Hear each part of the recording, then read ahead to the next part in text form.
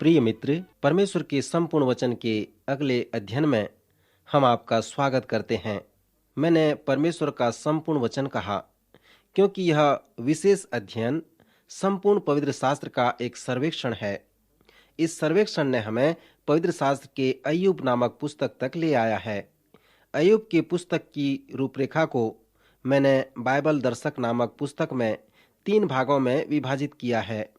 पहला है वो इस कहानी को क्रमबद्ध जमाना, दूसरा है बांटना, और यह इस पुस्तक का सबसे लंबा भाग है जहां पर अय्यूब के 3 मित्र आते हैं और अय्यूब के साथ दुख व पीड़ा के लिए उसे लंबे लंबे प्रवचन देते हैं। तीसरा भाग है निष्कर्ष, जहां पर जवान व्यक्ति एलीहू आता है और अपना प्रवचन देता है। फिर एलीहू के उस प्रवचन का परिणाम यह होता है कि अय्यूब ऊपर की ओर दृष्टि करता है, अर्थात परमेश्वर की ओर देखता है और परमेश्वर के साथ एक लंबे प्रवचन में प्रवेश करता है और अपनी दुख की दुविधा के निष्कर्ष के लिए परमेश्वर से वार्तालाप करता है। पिछले चरण में हमने पहले भाग को देखा था और अब हम दूसरे भाग को देखेंगे।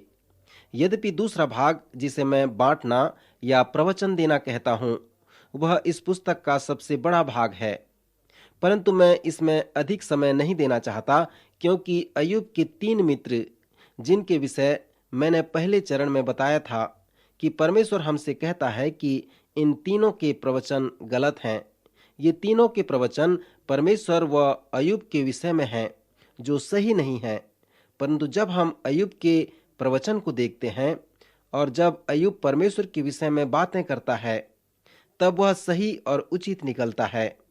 यद्यपि यह नहीं बताया गया है, परंतु मैं सोचता हूं कि अय्यूब जब अपने विषय में बातें करता है तब वह सही नहीं था। मित्र, जैसे आप अय्यूब की पुस्तक के दूसरे भाग को देखते हैं तो उसके कुछ परिप्रेक्ष्य में यह उपयोगी है। सर्वप्रथम जब आप अय्यूब के मित्रों के प्रवचनों के विषय में ध्यान करते हैं तो उन सभी प्रवचनों के सारांश को देखें। तब आप जान पाएंगे कि ये चारों लोग एक समस्या पर सहमत होंगे और एक दूसरे के प्रति असहमत होंगे।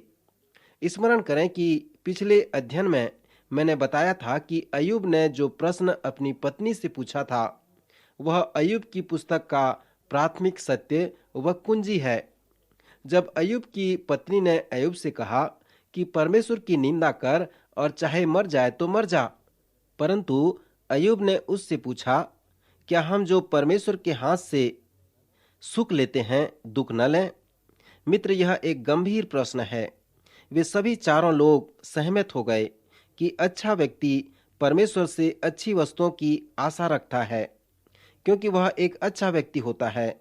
सो अय्यूब के चारों मित्र इसमें सहमत हो गए, परंतु जब अय्यूब अच्छा व्यक्ति है तब परमेश्वर उसकी सहायता क्यों नहीं कर रहा है? वे इस दुविधा में पड़ गए और अय्यूब से कहने लगे, अय्यूब, तेरे जीवन में अवश्य पाप होगा। मैं एक प्रभु के दास को जानता हूं जिसने बीमारी के कारण अपने तीनों पुत्रों को खो दिया। उसके छोटे से कलीसिया के लोगों ने कहा, इसका कारण यह है कि इस सेवक के जीवन में पाप है, इसलिए ऐसा हो रहा है। मित्र, लोग ऐसा विचार करके कहते हैं। अय्यूब के मित्रों ने भी उसे ऐसा ही कहा। उसके मित्र जो उसे शांति देने आए थे, सचमुच में उसे शांति नहीं दी, परंतु उन्होंने कहा, तेरे जीवन में पाप है अय्यूब, क्योंकि परमेश्वर अच्छे लोगों के हाथ में हमेशा अच्छी वस्तुएं प्रदान करता है। सो अब जबकि परमेश्वर तेरे हाथ में कुछ अच्छी वस्तुएं नहीं दे रहा है, इसका मतलब यह है कि तू दुष्ट है, तुझ में पाप है, तूने सबों को मूर्ख बनाया है। तू अच्छा व्यक्ति तो दिखता है, परंतु परमेश्वर तेरे मन को जानता है और वही तेरे पाप को भी जानता है। परंतु अय्यूब का ये विश्वास था कि वह एक धर्मी व्यक्ति है। उसने कहा भी कि मैं जानता हूं कि मैं एक धर्मी व्यक्ति हूं। उसने अपने संपूर्ण प्रवचन में इसी बात को बताया कि वह धर्मी है। उसने जो कुछ भी किया है सही किया है। मेरे मित्र, जैसे आप इस पुस्तक के इस भाग को पढ़ते हैं तो इस पर ध्यान करें कि अय्यूब और उसके मित्र इस बात में सहमत हो गए कि अच्छे लोग आशीष प्राप्त करते हैं और बुरे लोग श्राप के अधीन होते हैं। फिर आप उनके असहमत पर ध्यान करें। अय्यूब ने कहा, मैं अधर्मी नहीं हूँ, मैं एक धर्मी व्यक्ति हूँ। परंतु परमेश्वर ने इस व्यक्ति पर दुख व पीड़ा डालकर शायद अधार्मिकता को दिखाया है। अय्यूब के इस कथन को सुनकर उसके मित्रों ने उससे कहा, परमेश्वर कभी भी अधर्मी नहीं हो सकता, परंतु तू अधर्मी है। मित्र, अय्यूब की पुस्तक के दूसरे भाग में इस बात के विषय अधिक बताया गया है। जिससे आप अय्यूब के मित्रों के प्रवचनों पर अध्ययन करते हैं, स्मरण करें कि उनके प्रवचनों के अंत में परमेश्वर ने अय्यूब के मित्रों से कहा कि वे जब परमेश्वर और अय्यूब के विषय में बातें करते हैं तो वे सही नहीं हैं। श्रोता, जैसे आप इस पुस्तक को पढ़ते हैं तो इससे आप बहुत कुछ सीख सकते हैं। यद्यपि अय्यूब के मित्र गलत थे, फिर भी आप उनके प्रवचनों से लाभ प्राप्त कर सकते हैं। तीनों ने विभिन्न तरह का प्रवचन दिया, परंतु एक बात में वे सहमत थे कि अय्यूब के जीवन में जो दुख व समस्या है वो उसके पाप के कारण है। एलीपज के अनुसार उसने उससे कहा कि परमेश्वर ने बीते रात मुझसे बातें की है और वह मुझसे कहा है कि तुझे बता दूं कि तू चंगा हो जाएगा। परमेश्वर ने ये संदेश मुझे तेरे लिए दिया है। मुझे स्मरण है कि एक जवान वकील जो हाल ही में मसीही विश्वास में आया था, उसकी पत्नी एक घातक बीमारी का शिकार हो रही थी और मृत्यु की बिस्तर पर पड़ी थी। कुछ लोग उनके घर में आए और उससे पूछे कि हम उसके चंगाई के लिए प्रार्थना करेंगे। उन्होंने प्रार्थना की और ये भी कहा कि परमेश्वर से उन्हें संदेश मिला है कि वह चंगी हो जाएगी। उसने उन पर विश्वास किया, परंतु जब उस वकील की पत्नी की मृत्यु हो गई तो उसका विश्वास टूट गया और परमेश्वर की संगति से वह अलग हो गया। एलीपज ने जो भी अय्यूब से ऐसा ही किया कि मैंने परमेश्वर से संदेश पाया है कि तू चंगा हो जाएगा।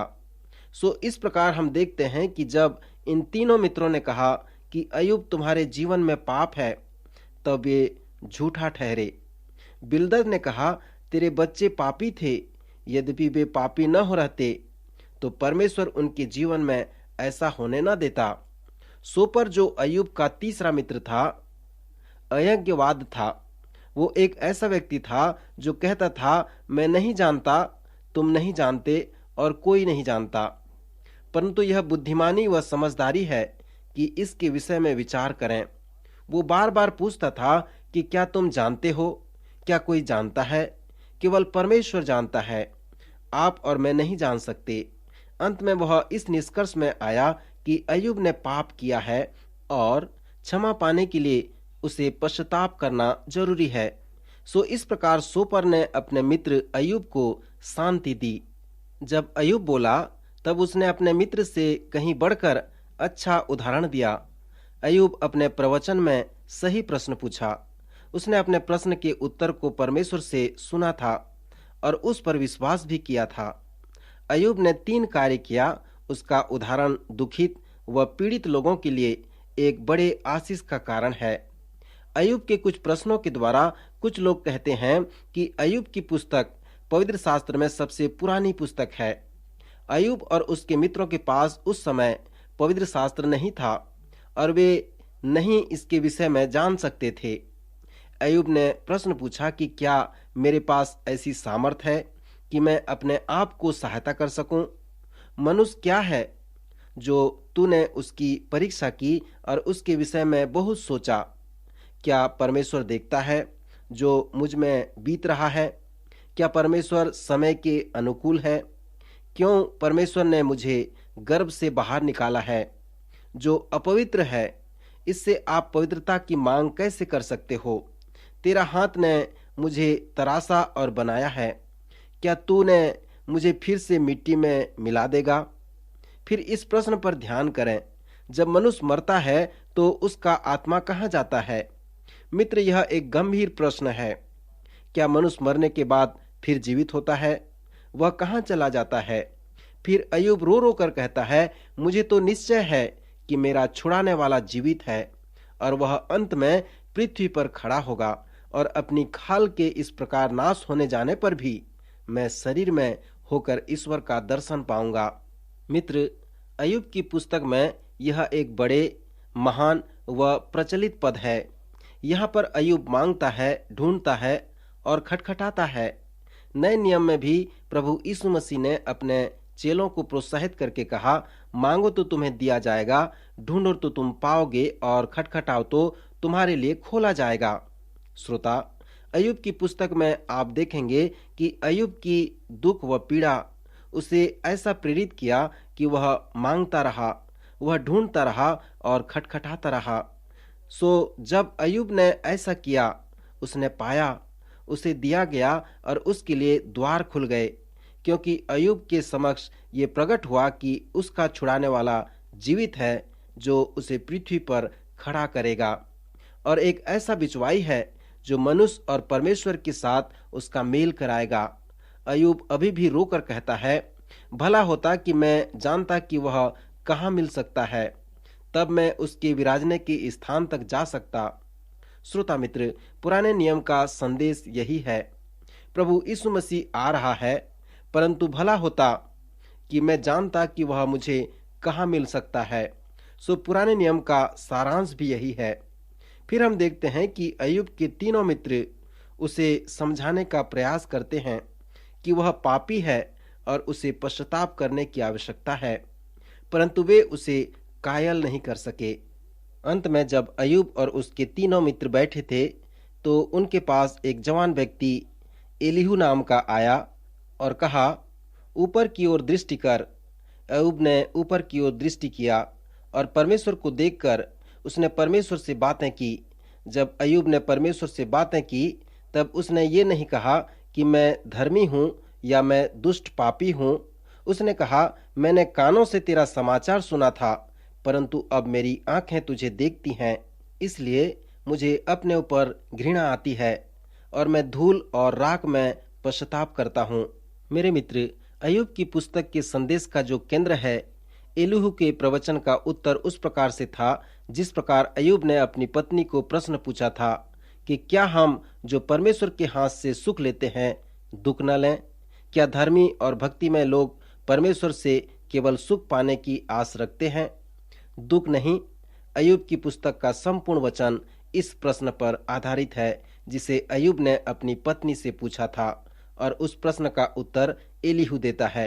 एलीहू ने अय्यूब से कहा कि अय्यूब के पास खुले हाथ हैं, और उसके इस दुविधा के मध्य में जब अय्यूब परमेश्वर से पूछता है कि मैं परमेश्वर से क्या प्रतीक्षा कर सकता हूँ, क्योंकि मैं एक अच्छा व्यक्ति हूँ। अब आप पहली क्रिया को देखें और उस पर थोड़ा विचार करें। शैतान ने अय्यूब के विरोध में उसी प्रकार का दोषारोपण लगाता है। शैतान के इस दोषारोपण को आज हम धर्म की मनोवृत्ति कहते हैं, जो हमेशा इस प्रकार आते रहता है कि क्यों मसीही लोग मसीही कहलाते हैं, क्यों धार्मिक लोग धर्मी कहलाते हैं। शैतान ने इसी प्रकार का आक्रमण अय्यूब के द्वारा किया, और इसी कारण अय्यूब और उसके मित्रों के पास इतने सारे प्रवचन थे। और यह भी एक विषय है जो एलीहू द्वारा संबोधित किया गया। अध्याय 35 के पद 1 से 7 तक मैं विश्वास करता हूँ कि एलीहू ने अय्यूब से इस प्रकार पूछकर उसके दुख और पीड़ा को, दुविधा को दूर कर देता है। उसने कहा कि क्या तू इसे अपना हक समझता है? क्या तू दावा करता है कि तेरा धर्म ईश्वर के धर्म से अधिक है, जो तू कहता है कि मुझे इससे क्या लाभ, और मुझे पापी होने में और न होने में कौन सा अधिक अंतर है? मैं तुझे व तेरे साथियों को भी एक संग उत्तर देता हूँ। आकाश की ओर दृष्टि करके देख और आकाश मंडल को ताक, जो तुझसे ऊंचा है। यदि तूने पाप किया है तो ईश्वर का क्या बिगड़ता है? यदि तेरे अपराध बहुत ही बढ़ जाएं, तो भी तू उसके साथ क्या करता है? यदि तू धर्मी है तो उसको क्या दे देता है, वह उसे तेरे हाथ से क्या मिल जाता है? मित्र, आप यहाँ पर देखें कि एलीहू अपने हृदय से यह प्रवचन कहता है, अर्थात अय्यूब, तू और तेरे मित्र गलत प्रश्न पूछ रहे हैं। इस संपूर्ण विषय का जो केंद्र है कि तेरे हाथ खुले हुए हैं और तू परमेश्वर से मांग रहा है, और ये भी कहता है कि परमेश्वर मेरे हाथ में क्या दे रहा है। अय्यूब, ये गलत प्रश्न है। तुझे प्रश्न इस प्रकार से पूछनी चाहिए कि तू परमेश्वर के हाथ में क्या दे रहा है। तू अपने आप को अपने दुख के केंद्र में रखकर इस प्रकार प्रश्न पूछ रहा है कि यदि मैं अच्छा जीवन व्यतीत करूं तो इससे मुझे क्या लाभ होगा। यदि मैं अच्छा जीवन जीता हूं तो मुझे आशीष पाने की प्रतीक्षा करना है, परंतु यदि मैं पाप में जीवन जीता हूं तो वह मेरे जीवन में कैसा प्रभावित होगा। सो तुझे जो करना है वो यह है कि परमेश्वर को इसके केंद्र में रख और तब प्रश्न पूछ कि यदि मैं एक अच्छा जीवन व्यतीत करता हूं तो किस तरह मैं परमेश्वर को प्रसन्न कर सकता हूं और कैसे मैं उसकी महिमा कर सकता हूं। क्या जब मैं अच्छा होता हूं तो उसके हाथ को मेरे जीवन के केंद्र में रखता हूं। और फिर इस विषय पर विचार कर कि जब मैं पाप में जीवन व्यतीत करता हूं तो परमेश्वर को कैसे ठेस पहुंचाता हूं। मित्र, यहाँ पर एलीहू दाऊद के जैसे विचार कर रहा है। जैसे कि दाऊद ने प्रार्थना किया कि मैंने केवल तेरे ही विरुद्ध में पाप किया है। सो दाऊद जो सच्चे मन से परमेश्वर से प्रेम रखता था, जब उसने पाप किया तो उसे भी ठेस लगा और तब उसने पश्चाताप किया। बहुत समय पहले एक धर्मी महिला ने कहा था कि परमेश्वर की आत्मा को और अधिक शोकित करने की अपेक्षा मैं नरक में चली जाऊंगी। केवल धर्मी लोग ही ऐसा कह सकते हैं और ऐसा सोच सकते हैं। क्या आप ये मानते हैं कि जब आप अच्छा जीवन व्यतीत करेंगे तब परमेश्वर को प्रसन्न कर सकेंगे, और जब आप पाप करेंगे तब परमेश्वर को ठेस पहुंचाएंगे? क्या आप ये मानते हैं कि आप परमेश्वर को अपने प्रतिदिन के जीवन में प्रसन्न भी करते हैं और ठेस भी पहुंचाते हैं? एलीहू के द्वारा इस प्रकार का महत्व हम में होनी चाहिए, परंतु अय्यूब का महत्व ये नहीं था। एलीहू ने अपने प्रवचन के अंत में अय्यूब से कहा, आकाश की ओर दृष्टि करके देख और आकाश मंडल को ताक और उसे परमेश्वर के परिप्रेक्ष्य में देख। केवल इस प्रकार से प्रश्न पूछता न रहा कि मुझे इससे क्या लाभ, परंतु आकाश की ओर दृष्टि कर और इस प्रकार से प्रश्न पूछ कि मेरे हाथ से परमेश्वर को क्या मिलता है और मैं उसे क्या देता हूं। जब अय्यूब के मित्रों ने इस प्रकार उसे सलाह दिया तब अय्यूब उन्हें फटकारा, परंतु उसने एलीहू को नहीं डांटा, और जैसे एलीहू ने कहा वैसा ही अय्यूब ने किया। अय्यूब आकाश की ओर दृष्टि करके परमेश्वर को देखा और परमेश्वर के साथ लंबे समय तक बातें करता रहा। और मैं इसे इस प्रकार भी कह सकता हूं कि परमेश्वर उसके साथ लंबे समय तक बातें करता रहा। परमेश्वर ने जो कुछ भी अय्यूब से कहा वो कई अध्यायों में पाए जाते हैं, परंतु अय्यूब ने परमेश्वर के उन वचनों का प्रत्युत्तर थोड़े ही पदों में दिया है। यह व्यक्ति बार बार कहता रहा कि वह धर्मी ही नहीं है, परंतु अंत में जब परमेश्वर के साथ उसकी बातें हुई तब उसने अपना विचार बदल दिया। उसने कहा, मैंने कानों से तेरा समाचार सुना था, परंतु अब मेरी आंखें तुझे देखती हैं, इसलिए मुझे अपने ऊपर घृणा आती है और मैं धूल व राख में पश्चाताप करता हूँ। श्रोता, मैं यहाँ पर एक प्रश्न पूछता हूँ कि इस कहानी के अंत में अय्यूब ने अपना विचार क्यों बदल दिया और क्यों अपने ऊपर घृणा करने लगा, और किस बात के लिए उसने पश्चाताप किया और मन फिराया। मन फिराने का अर्थ है अपने मन को बदल देना, अपनी इच्छा को बदल देना, अपने हृदय व अपनी दिशा बदल देना। अर्थात आप जिस मार्ग से जा रहे हैं उससे पीछे मुड़कर दूसरे मार्ग में चलना ही मन फिराव कहलाता है। सो यहाँ पर अय्यूब ने किस बात पर मन फिराया? मैं विश्वास करता हूँ कि अय्यूब एक स्वार्थी विश्वासी था। यद्यपि अय्यूब को यह पता नहीं था, पर वह अपने विश्वास में स्वार्थी था। यद्यपि वह एक अच्छा व्यक्ति, अच्छा विश्वासी और धर्मी व्यक्ति था, परंतु वह स्वार्थी था। वह सोचता था कि मैं एक अच्छा व्यक्ति हूँ, धर्मी हूँ, इसलिए परमेश्वर मेरे जीवन में अच्छी अच्छी आशीषें देता रहेगा। परंतु वह इस बात को नहीं समझ सका कि वह स्वार्थी है। इसलिए परमेश्वर ने उस दुख के द्वारा उसे स्मरण दिलाया कि वह परमेश्वर की बात सुने, उसकी ओर दृष्टि करे। अंत में इस नाटक का जो चौथा भाग है कि अय्यूब ने चारों ओर दृष्टि की। जब अय्यूब परमेश्वर से उस महत्व को जान सका, तब उसने पश्चाताप किया। फिर परमेश्वर अय्यूब के मित्रों के पास आता है और उन्हें फटकारता है। वो कहता है कि तुमने जो मेरे विषय में और अय्यूब के विषय में कहा है वो सब गलत है। जब परमेश्वर उन्हें डांट रहा था, तब अय्यूब अपने मित्रों के लिए मध्यस्थता का कार्य कर रहा था। जब अय्यूब ने अपने मित्रों के लिए प्रार्थना की, तब परमेश्वर ने अय्यूब का सारा दुख दूर किया और जितना अय्यूब का पहले था उसका दुगना यहोवा ने उसे दे दिया। अनेक लोग विश्वास करते हैं कि अय्यूब की पुस्तक एक धर्मी व्यक्ति की कहानी है जो बहुत ही धनवान था, परंतु परमेश्वर ने उससे उसका सब धन ले लिया। तब इस व्यक्ति ने खराई के साथ परमेश्वर की आराधना की, इसलिए परमेश्वर ने उसके धन संपत्ति को दुगना कर दिया। या अय्यूब ने अपने मित्रों के लिए प्रार्थना की तो परमेश्वर ने उसके धन संपत्ति को दुगना कर दिया। परंतु इस पुस्तक में जीवन के 3 महत्व हैं जिसे परमेश्वर चाहता है कि हम उसे समझें। अर्थात जब तक परमेश्वर हमें हमारे विषय में उस सच्चाई को न दिखा दे, हम उसे देखते रहें। परमेश्वर चाहता है कि हम तब तक देखते रहें जब तक हमारे जीवन में पाप न दिखे। सो परमेश्वर चाहता है कि हम उस पाप से पश्चाताप करें। दूसरा महत्व जिसे परमेश्वर चाहता है कि हम समझें वो है आकाश की ओर हम दृष्टि करें।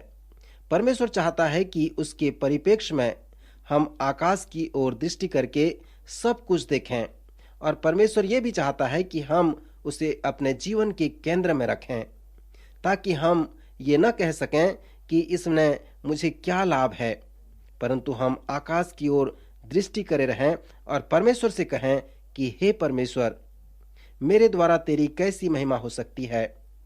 जब अय्यूब ने भीतर की ओर, आकाश की ओर और चारों ओर दृष्टि की, तब अपने मित्रों के लिए प्रार्थना की, तो परमेश्वर मानो इस प्रकार से कहता है कि तू खेदित व पीड़ित लोगों की समस्या का समाधान और उस प्रश्न का उत्तर देता है।